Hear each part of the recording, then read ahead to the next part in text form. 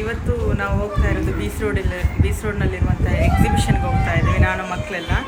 ಒಂದು ವಾರ ಇತ್ತು ಹೋಗಬೇಕು ಅಂತ. ಸೊ ವೀಕೆಂಡಿಗೆ ಹೋಗೋಣ ಅಂತ ಭಾವಿಸಿದ್ದೆ. ನನ್ನ ಫ್ರೆಂಡಿಗೆ ಕಾಲ್ ಮಾಡಿ ಕೇಳಿದಾಗ ಅವಳಂದು ಸೊ ವೀಕೆಂಡಿಗೆ ಹೋಗಿ ಅವಾಗಲ್ಲಿ ಚೆನ್ನಾಗಿರುತ್ತೆ ಅಂತ ಹೇಳಿದರು. ಸೊ ಮಕ್ಕಳಂತೂ ಎಕ್ಸಿಬಿಷನ್ ಅಂತ ಜಗಳ ಮಾಡ್ತಾನೆ ಇದ್ದಾರೆ. ಸೊ ನಮ್ಮ ಮನೆ ಹತ್ತಿರ ಬಂದು ಕೂಡ ನಮಗೆ ಹೋಗೋಕ್ಕಾಗಿಲ್ಲ. ಸೊ ಇದು ನನ್ನ ಅಮ್ಮನ ಊರಲ್ಲಿರುವಂಥ ಎಕ್ಸಿಬಿಷನ್, ದೊಡ್ಡ ಎಕ್ಸಿಬಿಷನು, ಅಲ್ಲಿಗೆ ಹೋಗ್ತಾ ಇರೋದು. ಪ್ರತಿ ವರ್ಷ ನಾವು ಅಲ್ಲಿ ವಿಸಿಟ್ ಮಾಡ್ತೀವಿ. ಸೊ ಈ ಸಲ ಹೋಗೋಣ. ಅಲ್ಲಿಯ ಸಣ್ಣ ಪುಟ್ಟ ಲಾಗ್ ಇವತ್ತಿರುತ್ತೆ. ಓಕೆ, ಹಾಗೆ ನಾವು ಬೀಚ್ ರೋಡ್ನಲ್ಲಿರುವಂಥ ಎಕ್ಸಿಬಿಷನ್ಗೆ ರೀಚ್ ಆದ್ವಿ. ತುಂಬಾ ಕ್ರೌಡ್ ಇತ್ತು. ಲಾಸ್ಟ್ ಇಯರ್ಗಿಂತ ಈ ಇಯರ್ ಬೆಟರ್ ಅಂತ ನನಗೆ ಅನಿಸುತ್ತೆ.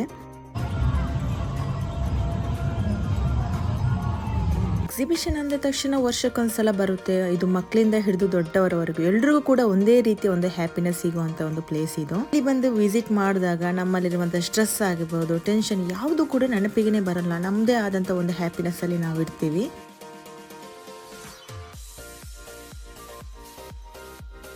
ಲಾಸ್ಟ್ ಇಯರಲ್ಲಿ ಪಕ್ಷಿಗಳ ಶೋ ಇತ್ತು, ಬಟ್ ಈ ಒಂದು ಇಯರಲ್ಲಿ ಫುಲ್ ಚೇಂಜಸ್ ಮಾಡ್ಕೊಂಡಿದ್ದಾರೆ.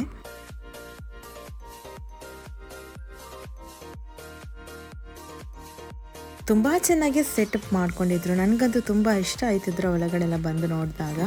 ಒಂದಂತೂ ಹೇಳೋಕೆ ಮರ್ತೋಗಿದ್ದೆ, ಇದ್ರ ಒಳಗಡೆ ಹೋಗ್ಬೇಕಾದ್ರೆ ಎಂಟ್ರೆನ್ಸ್ ಫೀಸ್ ಅಂತೂ ಇದೆ. ಡಿಸೆಂಬರ್ 31 ತನಕ 60 ರೂಪೀಸ್ ಏನೋ ಪರ್ ಪರ್ಸನ್ಗೆ. January 4th ತನಕ ಈ ಒಂದು ಎಕ್ಸಿಬಿಷನ್ ಇದೆಯಂತೆ. January 1st ಇಂದ 80 ರೂಪೀಸ್ ಆಗುತ್ತಂತೆ. ಇನ್ನು ಸೆಕೆಂಡ್ ಸೆಕ್ಷನ್ ಅಲ್ಲಂತೂ ಭೂತ ಬಂಗಲೆ ತರ ತುಂಬಾನೇ ಚೆನ್ನಾಗಿತ್ತು.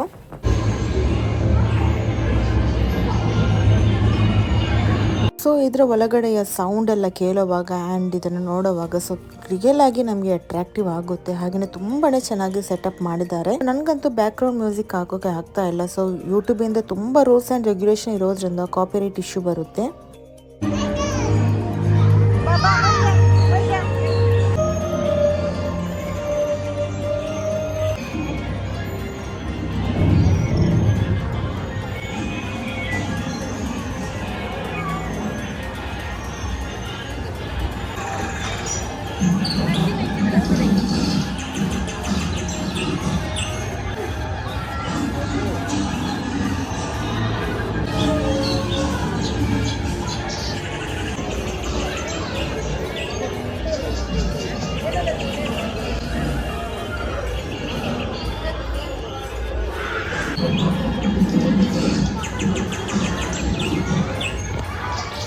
ಮಕ್ಕಳಂತೂ ಚೆನ್ನಾಗಿ ನೋಡಲಿ ಅಂತ ಇಲ್ಲೊಂದು 30 ಮಿನಿಟ್ಸ್ ಅಂತೂ ಟೈಮ್ ಸ್ಪೆಂಡ್ ಮಾಡಿದ್ದೀನಿ. ಅವರು ಕೂಡ ತುಂಬಾ ಎಂಜಾಯ್ ಮಾಡಿದ್ದಾರೆ ಮಕ್ಕಳು.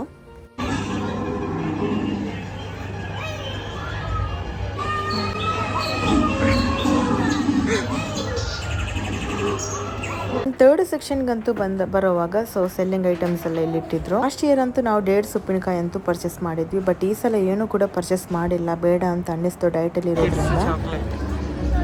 ಇನ್ನು ಚಾಕ್ಲೇಟ್ ಏರಿಯಾಸ್ಗೆ ಬಂದ್ಬಿಟ್ರೆ ಬಾಲ್ಯದ ನೆನಪುಗಳು ಬರೋ ಒಂದು ಕ್ಷಣ ಇರುತ್ತೆ. ಯಾಕಂದ್ರೆ 1980s ಕಿಡ್ಸ್ ಅವರ ಚಾಕ್ಲೇಟ್ಸ್ ಇದು.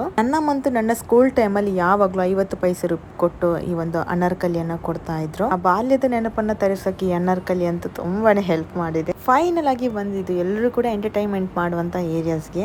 ವೀಕೆಂಡ್ ಆಗಿರೋದ್ರಿಂದ ತುಂಬಾನೇ ಕ್ರೌಡ್ ಇತ್ತು ಇಲ್ಲಿ. ನನ್ನ ಮಕ್ಳಿಗಂತೂ ಎಕ್ಸಿಬಿಷನ್ ಕಂಡ್ರೆ ತುಂಬಾನೇ ಇಷ್ಟ. ಅಲ್ಲಿಗೆ ಹೋಗ್ಲೇಬೇಕು ಅಂತ ಜಗಳ ಮಾಡ್ತಾನೆ ಇರ್ತಾರೆ. ಹಾಗೆ ಫಸ್ಟ್ ನಾವೇನಾದ್ರೂ ಫುಡ್ ತಿನ್ನೋಣ ಅಂತ ಗೋಬಿ ಅಂತ ಹೇಳಿದ್ರು. ಹಾಗೆ ಗೋಬಿ ಕೂಡ ನಾವು ಪರ್ಚೇಸ್ ಮಾಡಿದ್ವಿ. ಸಣ್ಣ ಒಂದು ಪ್ಲೇಟ್ಗೆ 80 ರೂಪೀಸ್ ಏನೋ. ಗೋಬಿ ಮಂಚೂರಿ ಅಂತ ನಾನು ತಿಳ್ಕೊಂಡಿದ್ದೆ, ಬಟ್ ಅದು ಕ್ಯಾಬೇಜ್ ಇಂದ ಗೋಬಿ ಮಾಡ್ಬಿಟ್ಟು ನಂತರ ಅವ್ರು ಈ ರೀತಿ ಮಸಾಲ ಹಾಕಿದ್ರು. ಕ್ಯಾಬೇಜಿ ಫ್ರೈ ಅಂತೂ ತಿಂದು ಸಾಕಾಗಿರೋದ್ರಿಂದ ನಂಗಷ್ಟು ಇಷ್ಟ ಅಲ್ಲ.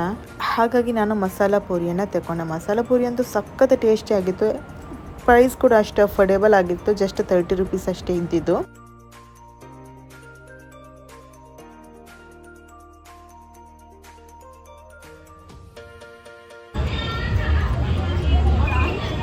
ಮಸಾಲ ಪುರಿ ಅಂತೂ ಸಖತ್ ಟೇಸ್ಟಿ ಆಗಿತ್ತು. ನಾನಂತೂ ಇಷ್ಟಪಟ್ಟು ಫುಲ್ ತಿಂದಿದ್ದೆ.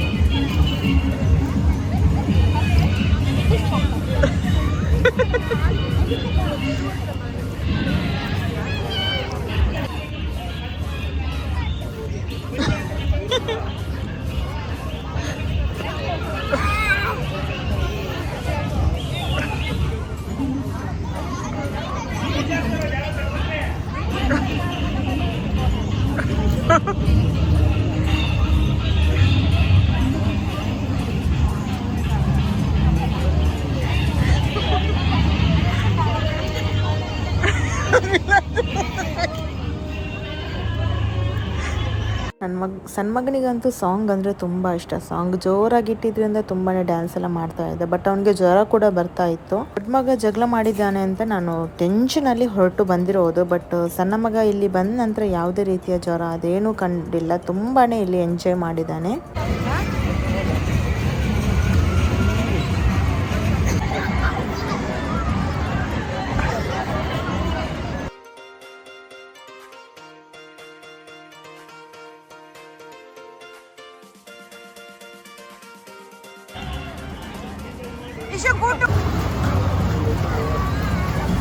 എനിക്ക് പേടിയാവുന്നു അങ്ങ് പൂടല്ലോ ഫോണിಗೆಲ್ಲ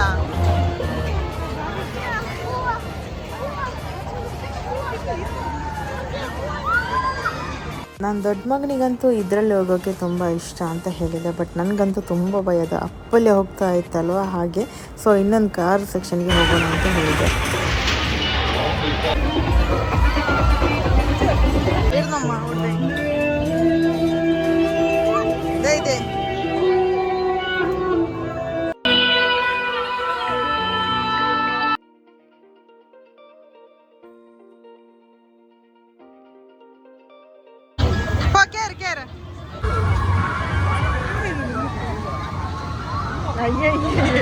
അത നോക്കിത കാലി പോന്നേ അത പിച്ച് നോക്ക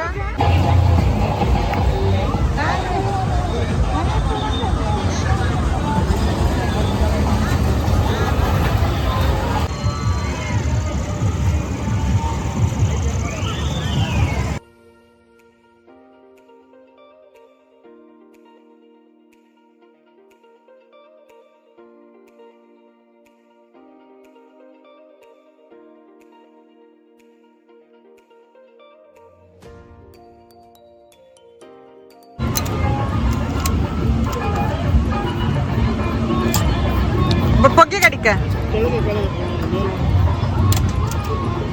കീഴടിക്കവാ